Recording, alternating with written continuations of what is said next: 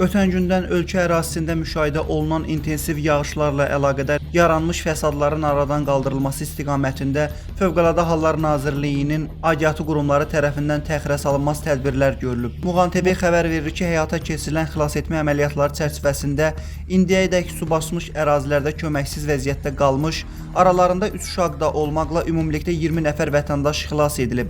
Hazırda Fövqəladə Hallar Nazirliyinin Dövlət Yanğından Mühafizə Xidməti, Xüsusi Riskli Xilasetmə Xidməti, Mülki Müdafiə Qoşunları və Bakı Regional Mərkəzinin qüvvələri tərəfindən paytaxtda su basmış ərazilərdə suyun çəkilib kənarlaşdırılması, köməyə ehtiyacı olan vətəndaşların təxliyəsi və digər zəruri təhlükəsizlik tədbirləri fasiləsiz şəkildə davam etdirilir.